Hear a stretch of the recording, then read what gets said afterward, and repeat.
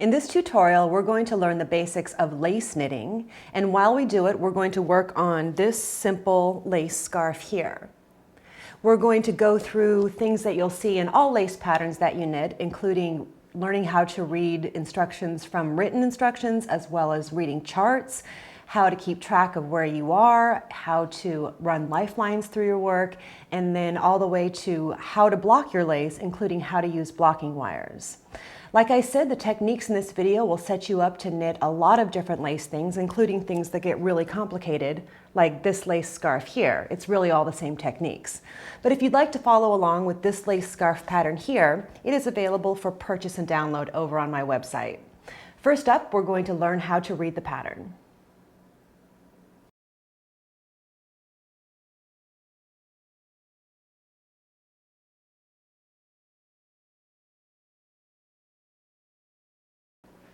Most lace patterns come with either written instructions or chart instructions. It's lucky if you find one that comes with both, because most people have a preference one way or the other. We're going to take a look at both of them and see how to work from either written or chart instructions. First, let's take a close-up of the scarf that we're knitting. Here's the pattern, and it's kind of a zigzag trellis pattern using yarn overs to create this. Now you see what it looks like. We can take a look at the pattern and how it's written.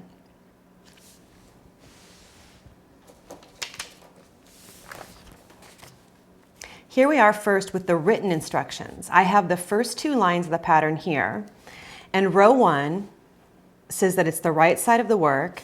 It's knit 6, yarn over, knit 2, knit 2 together, knit 2, and you'll notice there are asterisks around this part right here. That's the pattern repeat. You do this over and over again to the last 7 stitches, then you yarn over, knit 2 together, knit 3. Then row 2 is of course going to be the wrong side of the work. You knit 3, purl to last 3 stitches, and knit 3. So let's take a look at how this looks in the work. Okay, I've already done a little bit here.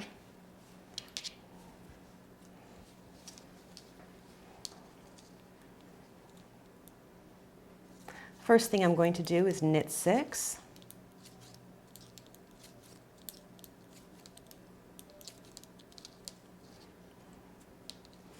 And the next bit of instructions tells me to yarn over. So I just pull the yarn forward like that, knit 2, knit 2 together,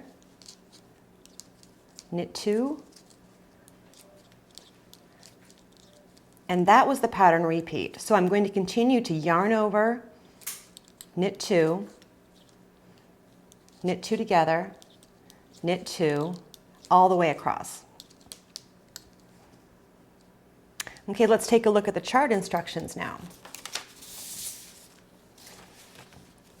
Here I have, again, the first 2 rows of the chart with the key here to the symbols. And this is a nice way of seeing visually what the scarf's going to look like.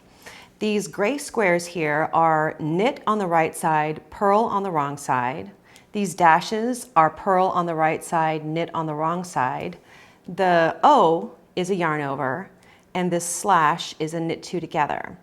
So when you're looking at charts, visually we can tell that we have a border here of garter stitch, and then we have a stockinette pattern on the inside, meaning that between the border, this is all going to be flat knitting with a smooth side on the right side and a bumpy side on the wrong side.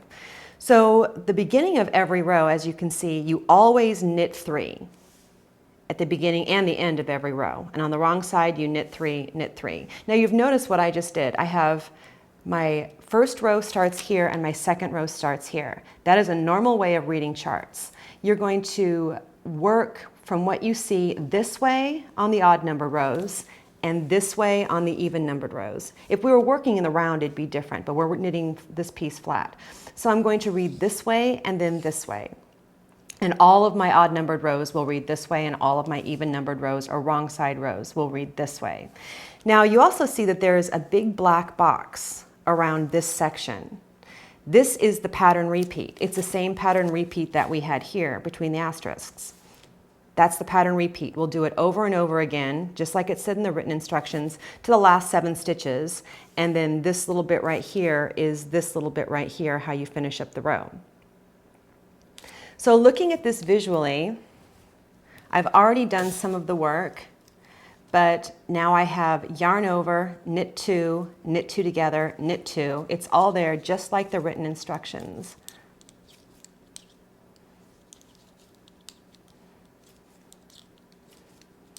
And I'll just keep repeating that part until I get to the last 7 stitches. It's really just a personal preference.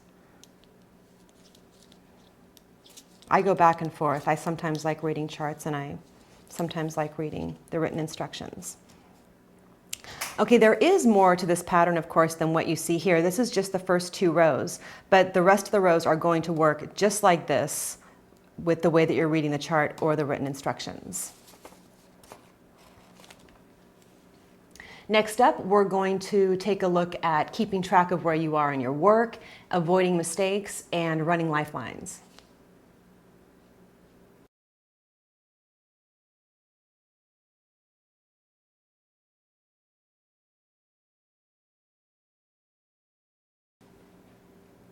When you're knitting lace, it can be kind of confusing because you have a lot of different things going on with yarn overs and knit 2 togethers and SSKs and everything. And you can be worried that you might lose your place. And it's difficult to rip out the work if you lose your place because you end up, of course, with a lot of live stitches that are hard to pick up, but it's even harder to pick up things like yarn overs and undo decreases and everything else. So there are tricks you can do to make sure you're on track so you can recognize a mistake before you get too far into what you're knitting. For this simple scarf, you'll recognize if there's a mistake right away. And I'm going to show you some of the tricks that you can do to make sure that you're on track with these things. And then when you get into knitting things that are more complicated like this, you'll know what to look for. You'll already have the skills you need to not make mistakes in your work or to be able to correct them if you do. So first up, let's take a look at how we're going to keep track of our work. We talked about before, we have this series of yarn overs that are doing this zigzag, and you'll notice that the yarn overs all line up on top of each other. If while you're working, you come to a spot where you think in the pattern that your yarn over belongs here or something in the row, you know that something is wrong. So let's go ahead and take a look at this. While you're working, you know the first 3 stitches are going to be knits, because we already covered that in here. The first 3 stitches of every row are knits. And then we have, this one was actually 6. We have yarn over. Your yarn overs are all lining up here like this. Knit 2 together, knit 2. Here's another yarn over. You can see how that's lining up. Knit 2 together, knit 2. Now, you can tell the difference from a yarn over and the other stitches because there's no knot under the yarn over.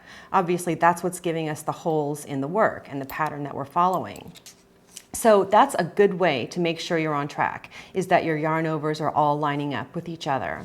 And when you're looking at something, just to show you here, this lace pattern that I keep pulling out that's much more complicated, when I was knitting this, I recognized after a couple of rows that there is a decrease that lines up here. So every time I worked this decrease, I made sure the row below matched with what I was knitting in the current row, and that helped me feel confident that everything was lining up each time. And when you knit something, you'll get a couple of rows done, and then you can find what it is that's lining up, so you stay on track. The other thing I highly recommend is a row counter. And this is a really good kind because it has a lock on it, which keeps you from registering rows while it's in your knitting bag, so you always know where you are.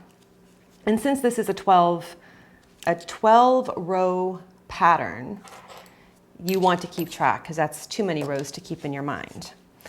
Okay, the last thing I want to show you about keeping track of things is how you can confidently move forward with your knitting by using something called a lifeline.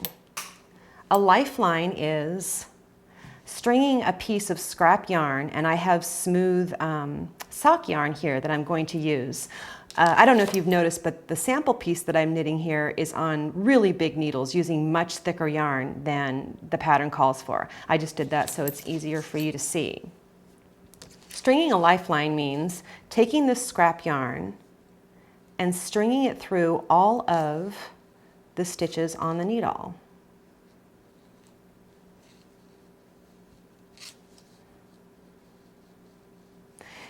And you can do this as often as you like in the work, because I'm just going to leave this sock yarn there in the work and keep going as if it wasn't there. And then, well, let me get to the end here.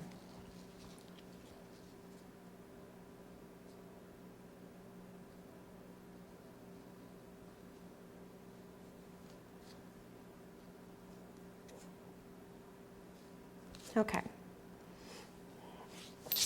I can just keep knitting this with that sock yarn in place and not take it out until I'm completely finished with the scarf. But the thing is, this is a safety net.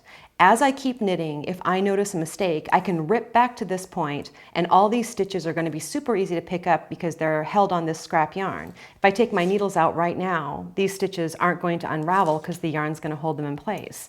So if you're not feeling very confident about working a lace pattern, you can string a lifeline every inch or so you know that if you make a mistake, you never have to rip out more than a few rows each time you go.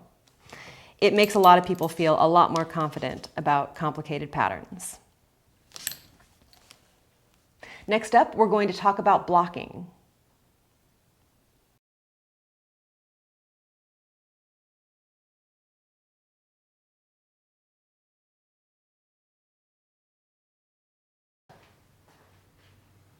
Once you've finished knitting your lace piece, you're going to want to block it. And blocking is really, really important with, well, it's really important with everything that you knit, but it's especially important with lace because you can't even see what it looks like until after you block it.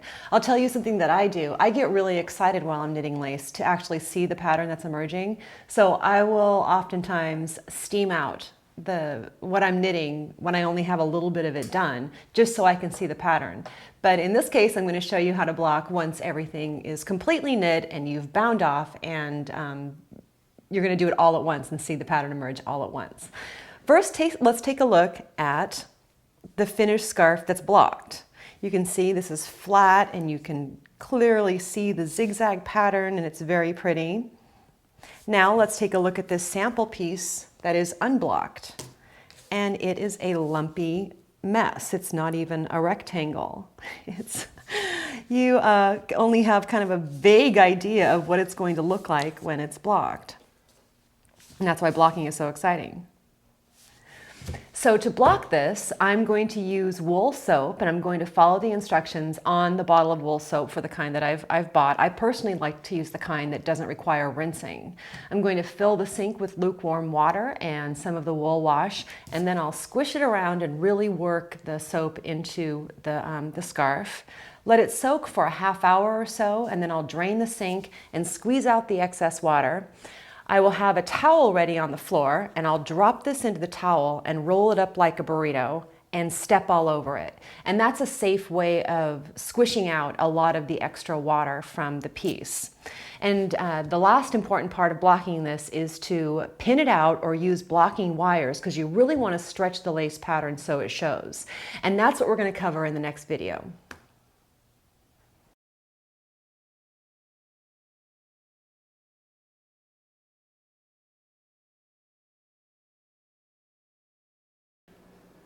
Now that your lace scarf is clean and wet, it's now time to block it out while it's still wet so that it dries flat with the lace pattern really showing. And you'll see here that I have my blocking board out. This is a really handy thing to have for just about everything that you knit, but it's going to be especially handy since I'm going to want to stretch this a bit to pin it out.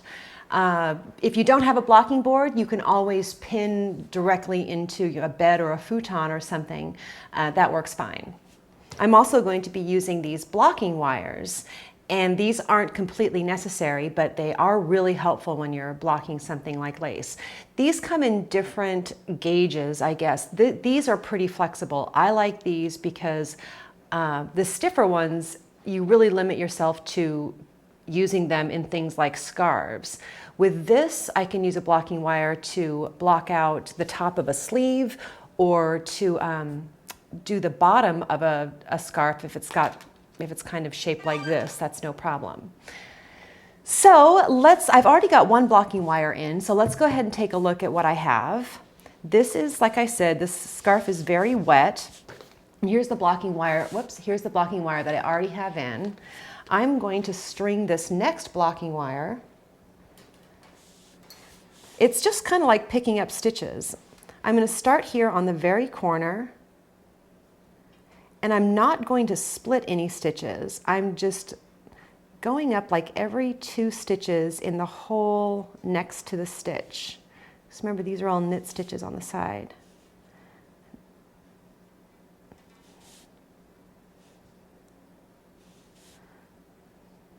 If you don't have blocking wires, it just means that you're going to be using a lot more pins. And I'll demonstrate that for you.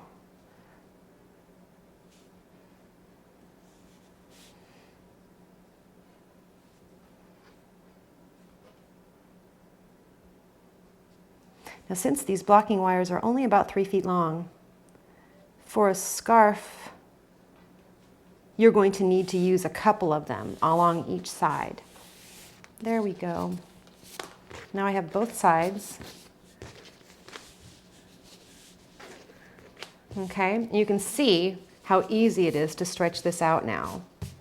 The blocking board comes in handy because I have a grid on here, and I can make sure that things are very straight and the same width all the way across. I'm not going to need to use very many pins since I have the blocking wire. I'm going to pin that there and there. And then 9 inches sounds about right for this. I could make it a little narrower if I wanted to, but this seems to want to block out to about 9 inches. And I can put pins in here.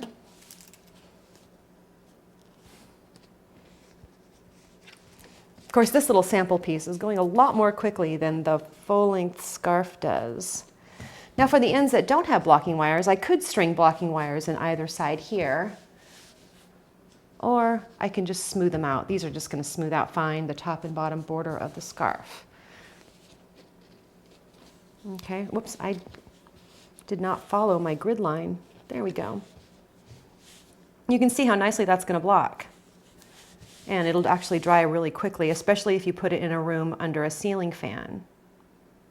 Now, if you don't have blocking wires, let me go ahead and show you what that is like. I'm going to take this one out. You will just want to use a lot more straight pins. And really stretch out the work, of course, so that just like you were with the blocking wires, you can see what you're doing. And place enough pins, let me show you a mistake. Place enough pins so that you don't see scalloped edges like this. You see how I've got this here? I'm going to actually want to place a couple more pins right in there.